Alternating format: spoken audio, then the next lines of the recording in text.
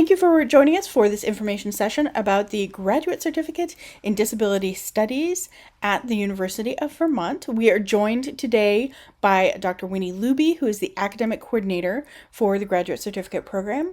And you can reach Dr. Luby via email at winnie.luby@uvm.edu. That email address again is winnie, WINNIE, .luby, LOOBY, @uvm.edu.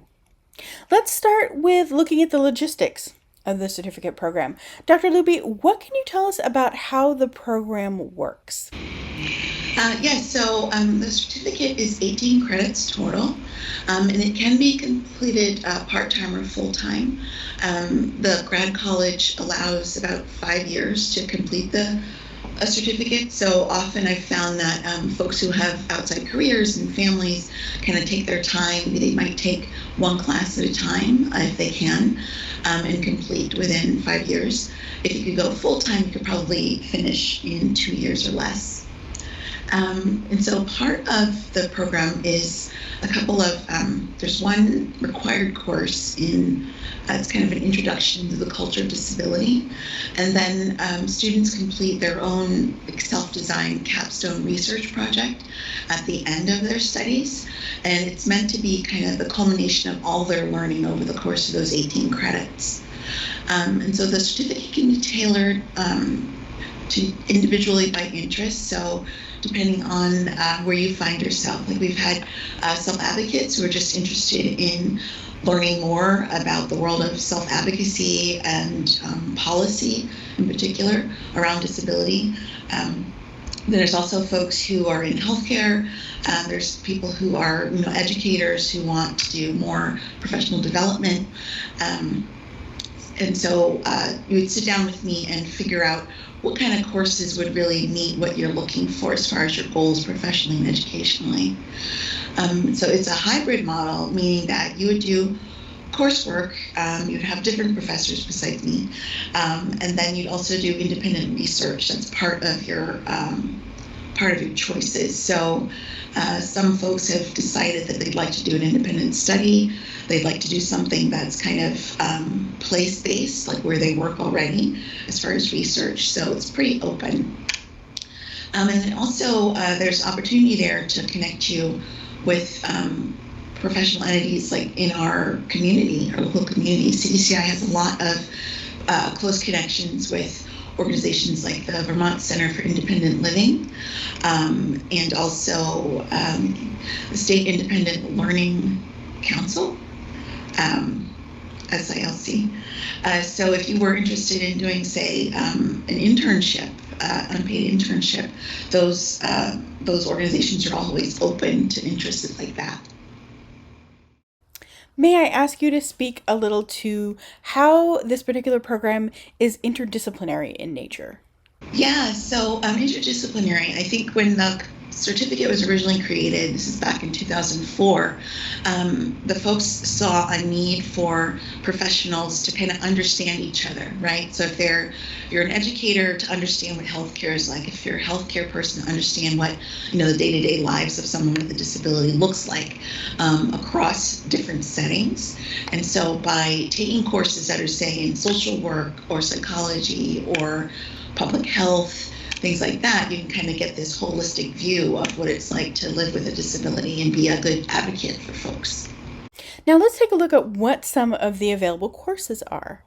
Those courses are Culture of Disability, Autism Spectrum Disorder, Assessment and Intervention, Severe Disabilities, Characteristics and Intervention, Collaborative Consultation, Global Public Health, Social Welfare Policy and Services, Foundations of Special Education, Race, Justice and Education, Public Health and Health Policy, Augmentative Communication, and Foundations of Human Behavior and Social Environments.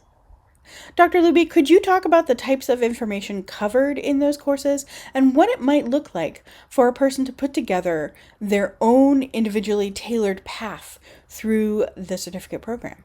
So first off is the required course that I mentioned, the culture of disability, that first one there. Kind of gives you a broad overview of the field. It includes a lot of information, lots of reading. But then from there, I like to divide it into three different kind of categories of courses. So you might be interested in education, you might be interested in healthcare, or you might be just interested in quality of life. So I'd say, like, for instance, under quality of life, I'd say augmentative communication would be a really good course to take for folks who have communication challenges, being able to access, say, talk boxes or communication boards, something that's important for them. And so if you are someone in the healthcare field, if you understand what those sources or resources are, you can better advocate for your patients. And of course, like, say, Foundations of Special Education, that's a common course for our grad students in special education, actually. And what it does is it familiarizes you with the origins of special education. So once upon a time, we just had public schooling, and then if a child had a disability, or very severe disability especially, they were educated at home or possibly institutionalized.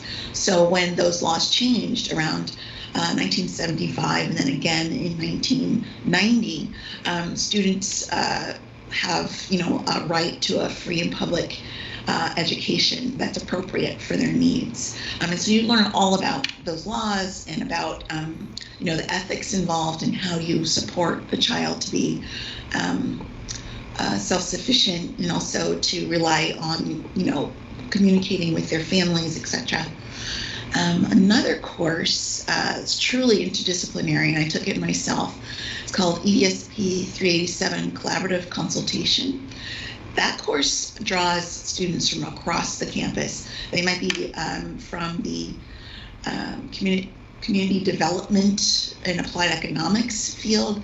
They might be in nutrition. They might be in education, social work. And so in that course, what we learned was about what does it take to make a good functional working group? What do you need to understand about how group dynamics work, especially if you are people from completely different fields, completely different backgrounds, maybe completely different values? Like, how do you work together toward a common goal? So those are just a few examples. Now, one of the items there is that you can actually suggest a course that meets your own individual interests. What are some examples of courses that have worked in the past? What I found is that students have a lot of success if they're able to approach the professor of a particular course they're interested in and really very clearly express exactly what they want to get out of the course. And I would find 8 times out of 10 the professors are very open to having someone new in the course. Now, as you've been coordinating this program for quite some time, it's come to your attention that there are certain questions that get asked over and over again. Frequently asked questions. Let's go through some of those now. First question: how long does it usually take to complete this certificate program? So I'd say a realistic goal would be about 2 years. And sometimes if a student is already enrolled in another program, master's program, that process might be helped along a little bit because they can kind of cross-pollinate those courses with things that are related to disability studies. If you're someone who might, like some folks, they go to school for a couple of classes and they need to take a break because of personal reasons or professional reasons, and they can come back. And so again, like, you have up to 5 years to complete the certificate. And then sometimes folks really need those 5 years. It's absolutely okay. Next question: what can I do with this certificate after I graduate?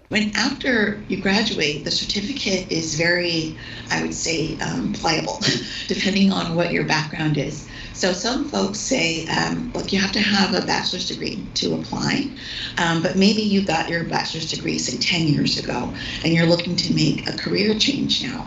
So the certificate might be a great kind of first step into another more advanced graduate program.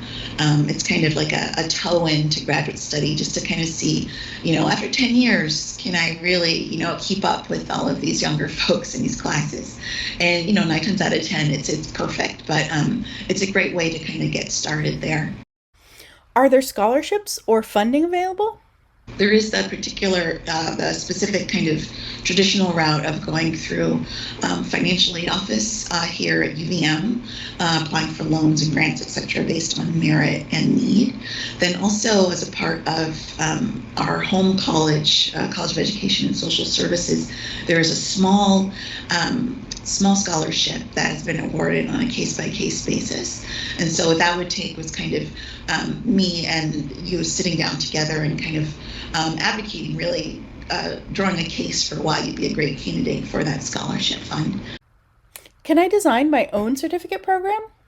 What would happen is after you've been admitted into the certificate, you and I would sit down with and create a program plan, and we would lay out semester by semester what courses you might take that you would be interested in that would fulfill the requirements. Now, usually folks don't follow that to the letter. They find that after a couple of classes, they really want to go in a completely different direction, and that's absolutely okay. The important part is to stay in touch with me as your advisor, and if you have another advisor also, with them, just to know, keep them apprised of what's going on, because at the end, we complete a completion form for the grad college where we can say, well, instead of this class, you took another class, and that usually is absolutely fine. Now, what happens once I'm accepted into the certificate program? Once you get that letter from the grad college, you would come and meet with me to go over your program plan. You would register for your first class, which is usually with me for the culture of disability, and then you would go from there. An important part of this program is that you complete a capstone project, applying what you've learned in all the courses to a research or service-oriented project. Can you tell us a little bit more about how that works? Say you're in a workplace already and you see a need that your colleagues have as far as understanding the world outside of that field, right, for a person with disabilities. You could create a handbook for them. That could be a final project. If you were looking to, say, apply to an advanced degree like a PhD program or ED program, you could create an academic poster that's kind of based on research that you did on your own for those 18 credits.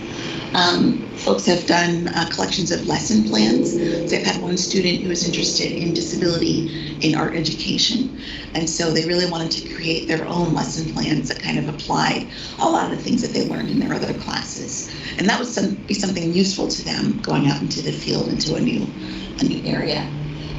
You could also do something civic learning where like I said, we have a lot of contacts in the community, and so maybe there's some specific project that a local organization could really use help with that they don't really have the people power. You could be that person to make contact with them and say, what is it that I can do to help? And from that, come up with a product that could count as your capstone project. You could also design your own workshops.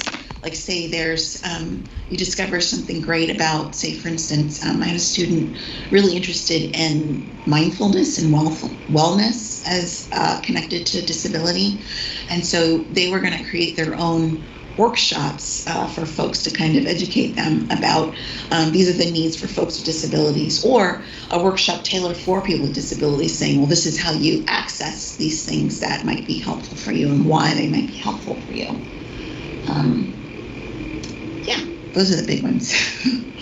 So how do I get started with getting involved? So the three main paths that we've seen here is, so say I'll start with, if you're thinking about going back to school, you could enroll in through the grad college, through their normal admissions process, just to complete the certificate, and you'd be taking those courses as a continuing education student. So that's one option. If you're a current UVM grad student, you could develop that plan again to have those 18 credits kind of align with what you're already doing for your other program. And then the third option. We have a sister organization called Vermont Lend. It's Leadership Education in Neurodevelopmental Disabilities.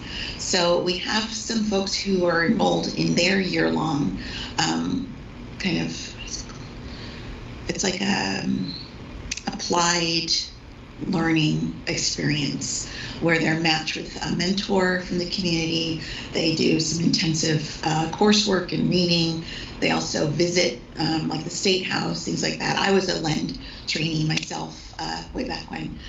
So that's one route also. Some folks decide that when they start in with the Lend program, they really want to actually go on to another degree. And so they might enroll in a certificate while they're doing the Lend program. Could you talk a little bit about the advantage to students in that this program is housed at one of the national UCEDs, that is Vermont's University Center for Excellence in Developmental Disabilities? So our Center on Disability and Community Inclusion is one of, I think, 60 plus centers that are similarly situated. They're connected with the university. And so we partially get federal funding to do a lot of our programming, and then also we're connected with universities in that we can offer classes through particular departments. And having that national network is great because it can also lead on to different professional opportunities. They have online resources that are open to you once you're a part of CDCI.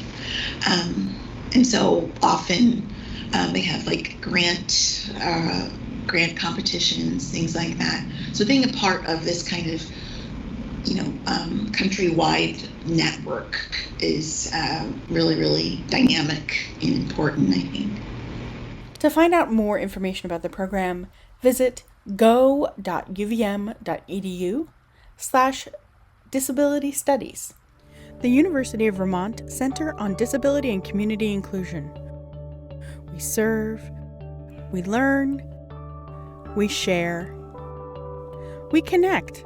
Find out more at go.uvm.edu/CDCI.